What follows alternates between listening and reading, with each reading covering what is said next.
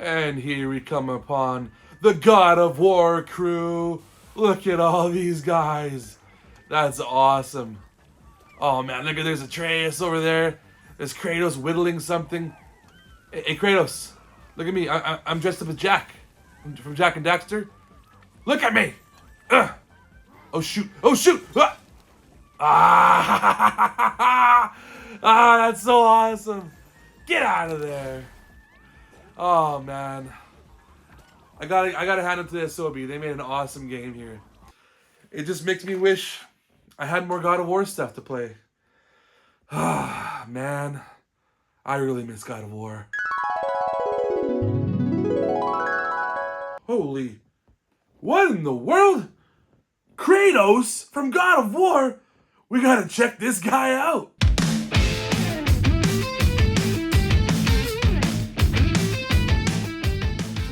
Howdy and welcome back to the channel. This is Whatcha Figure and I am CountryBoy. And today we are looking at Kratos from God of War, or God of War Ragnarok more specifically I suppose, which is an awesome game. Both of these games, God of War Ragnarok, fantastic.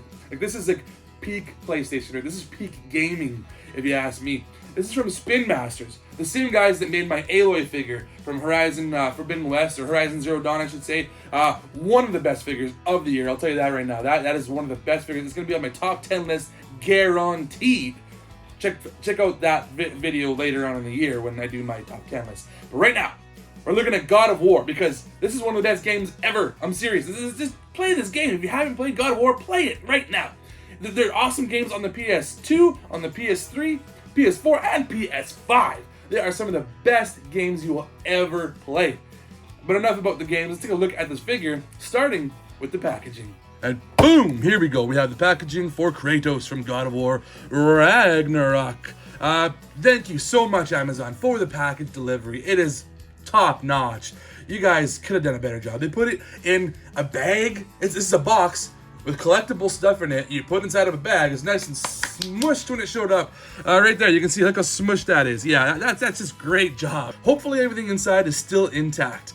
But let's take a look at the packaging while we can. Pretty plain, nice and white. You got a nice image of Kratos right there from God of War Ragnarok. Kratos, survival gear set, 6-inch figure, 31 points of articulation. A lot of stuff you can see in there. There's all the stuff he comes with on the side, and then it says Kratos, survival gear, same thing on the other side. Boom, and then on the back you got another image of Kratos looking really cool. And a bunch of gobbledygook you can go ahead and read there if you want to. And then on the side there's another image of the actual video game cover. That's from the actual video game God of War Ragnarok. Really cool. There's Atreus, who's going to be coming in the future. The triangle, circle, cross, square, the shapes collection. That's what this is called. Nothing on the top, nothing on the bottom. That's really important. Go ahead and read there if you want to handle with care, accessory with care. Oh, thank you so much, Amazon. If you could have read that, you would have known to handle with care. Thank you so much. But that is going to do it for the packaging. There's nothing left to do but to get into the packaging. And here is Kratos out of the packaging, looking awesome, beefy, menacing, looks great. Level of detail is fantastic. It matches the Aloy figure that I have, just great. But before I look at him, let's look at some of his accessories, starting with these hands. These punching hands. Oh man, he punches so many bad guys in the faces, punches them in the stomach, punches them in the butts. He punches them everywhere, and he destroys them. Like he's not going easy on these bad guys. He takes them apart. He rips them to shreds. He punches them, beats them down hard.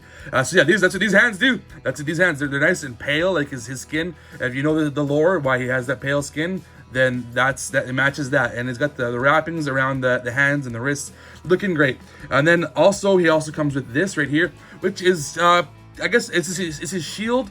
When it's sheathed, it kind of like splays out. When it goes from this, it turns into this. Is what it does. So this is what he has on his wrists at most times when he's not using the shield, and it looks like it. It looks like the golden looking shield that was made for him from the two brothers, the two dwarf brothers, Brock and Sindri. Amazing characters. I love both of those guys. They're hilarious, and this is an awesome piece of fine work that they did.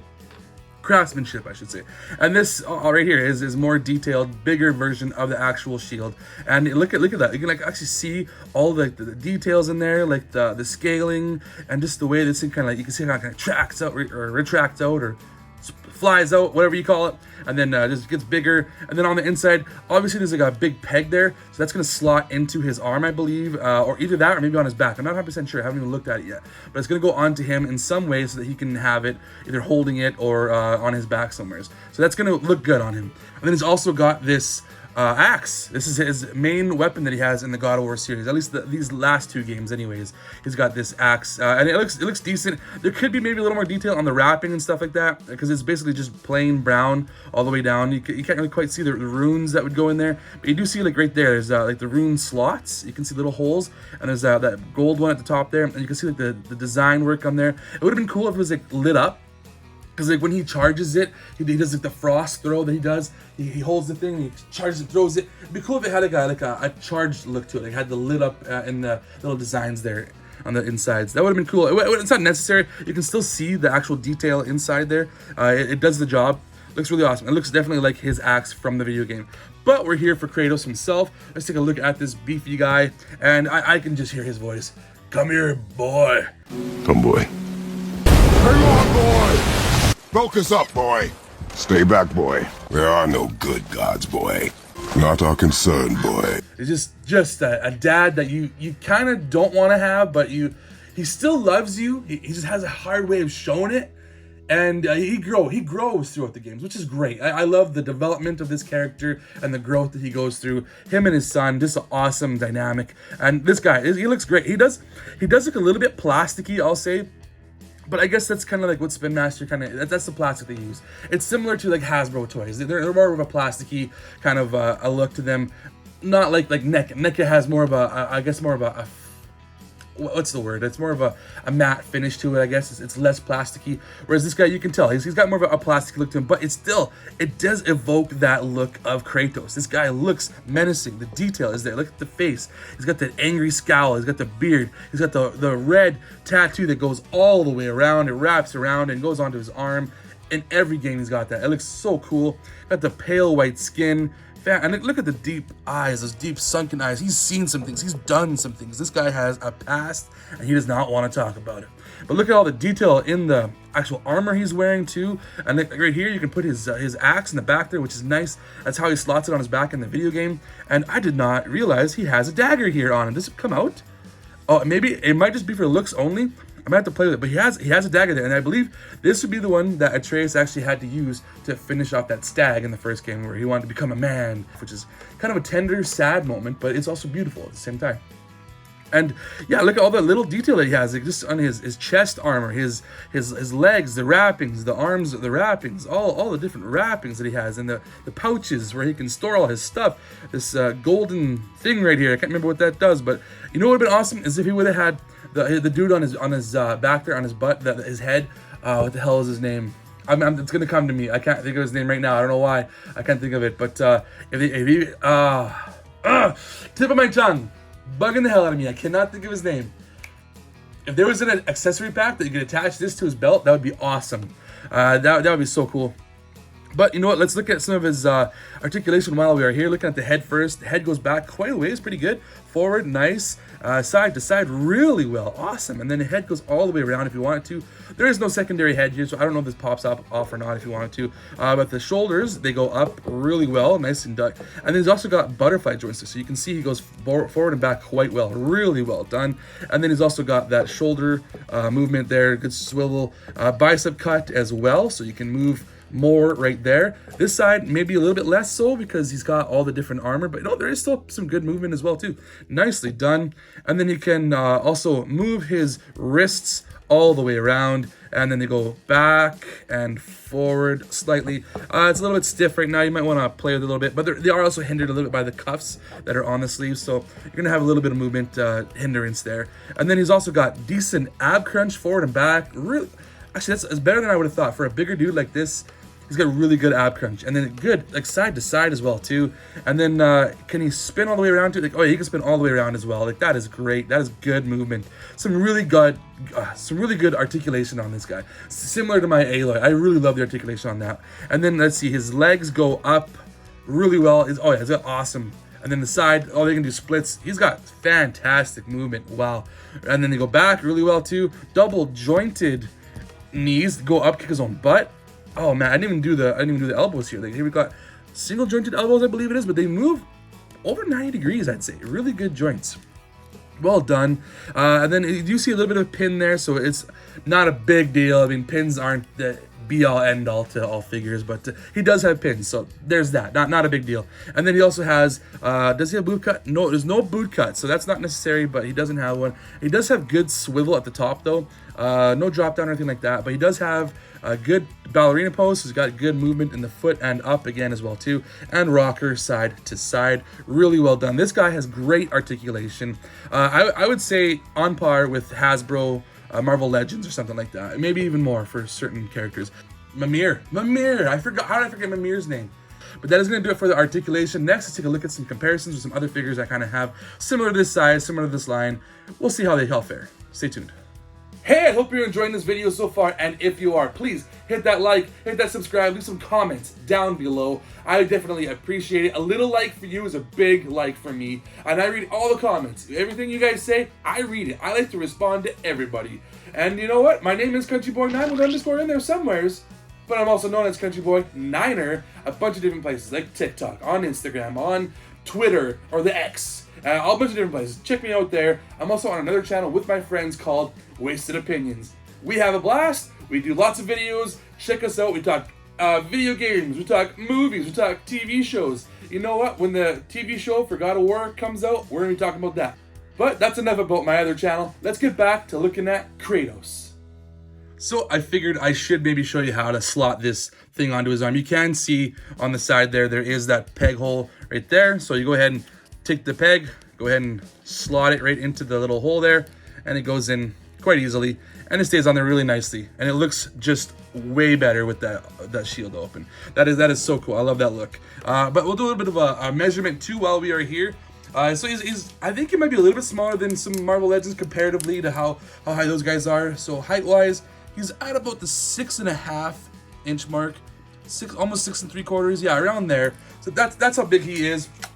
Not huge. Maybe he could have been 7 inches. That's more of a NECA size, I guess, that he would be if he was 6 or 7 inches. But he looks awesome. This guy looks really fantastic. But we'll do some comparisons with some other figures that kind of have similar to this guy. Starting with another version of him that came out. This is more of a statue version of him, but this was him from God of War Ascension, I guess. So it was classic Kratos before he got the whole beard and everything. I just want to throw it in there just to show you kind of how he used to look compared to kind of how he looks now. Otherwise, that's the only reason why I threw this guy in here. And then I will throw in just your average Marvel Legends Spider-Man right here, so you can see how he fits kind of size-wise. So he is a little bit taller than Spider-Man, which is good. I would hate that if he was taller than Spider-Man. Spider-Man should be, you know, average to smaller size guy, whereas Kratos should be a big guy. He should be towering over Spider-Man, realistically. But you know what? At least he's a little bit bigger than him, and that's fine by me. And then another comparison I thought I'd throw in here is I gotta toss in this Kratos that I have. He's a knockoff version of Kratos. He doesn't even fit in frame. That's how big. I gotta put him back here. This is the knockoff NECA version that I got a few years ago, and he still does the job. He's got more detail. He's got more realistic details, I should say, than this guy does. But you know what? If he was the real version of this guy, he'd probably cost a heck of a lot more than this guy does too. But he does look good also. I like the way they both look. They both have their pluses and minuses. I just wish this guy wasn't a knockoff. Otherwise, I would probably prefer this guy over this guy, because this guy is more plasticky. This guy's more of a matte finish, more realistic finish. And then another comparison I'll throw in here is I gotta throw this guy in here because I unboxed him recently and I compared him to Kratos because he's so pale and he has dual wielding weapons. This is Pale from the A-Walker Animal Warriors of the Kingdom line. I love this guy.